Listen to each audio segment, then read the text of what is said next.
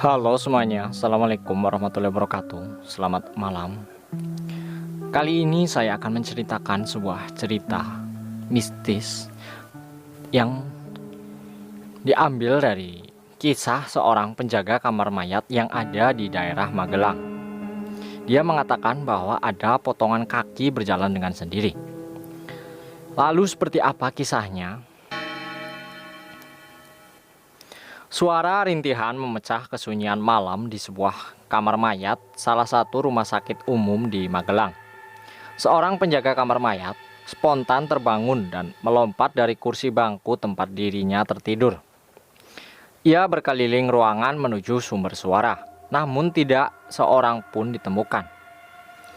Untuk pertama kalinya, pengalaman mistis tersebut dialami oleh seseorang bernama Agus Susanto yang belum genap seminggu bertugas menjaga ruang jenazah.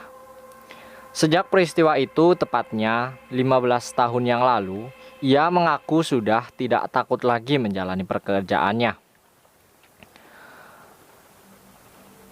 Awal pertama kali takut, sempat masuk angin beberapa hari, tetapi sekarang sudah terbiasa, kata Santo kepada tim. Sebelum menjalani profesi sebagai penjaga kamar mayat, Santo lebih dulu menjadi juru parkir di rumah sakit tersebut. Penghasilan sebagai tukang parkir kurang dari cukup untuk menghidupi istri dan 5 anaknya. Nasibnya berubah ketika Santo kerap membantu petugas kamar jenazah mengubur mayat tidak dikenal, tanpa identitas. Pria 49 tahun itu akhirnya ditarik pihak rumah sakit setempat untuk bekerja penuh menjaga ruang mayat. Saya diperbantukan ke kamar jenazah sekaligus mengurus kebersihannya, terang pria yang rambutnya mulai tertutup uban itu. Dengan suara yang berat, Santo bercerita bila banyak sekali pengalaman yang sudah dialaminya.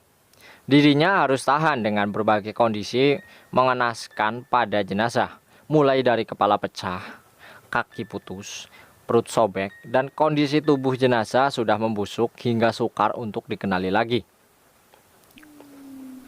Mereka rata-rata menjadi korban kecelakaan dan pembunuhan, ungkap pria bertubuh jangkung itu. Di tahun pertama bekerja, banyak peristiwa di luar logika yang kerap ia rasakan.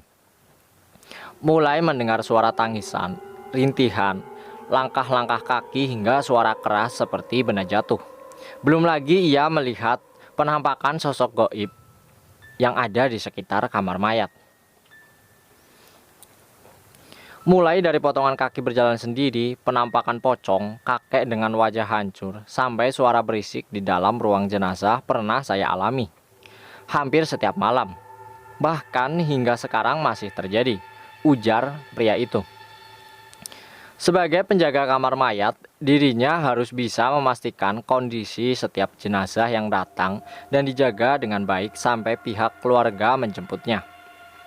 Tidak jarang, sosok Santo harus bekerja menghibur keluarga korban yang tengah dirundung duka. Masyarakat kerap hanya mengaitkan kamar jenazah dengan cerita yang buruk dan seram-seram saja.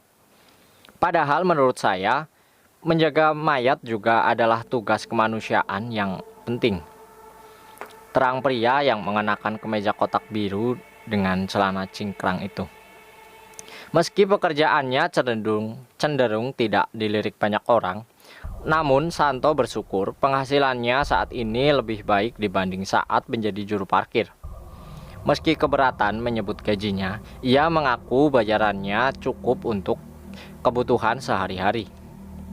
Kami tetap bersyukur karena keluarga saya masih bisa makan dan anak-anak bisa sekolah, jelas Santo sambil bersyukur mengusap sepasang telapak tangan ke wajahnya.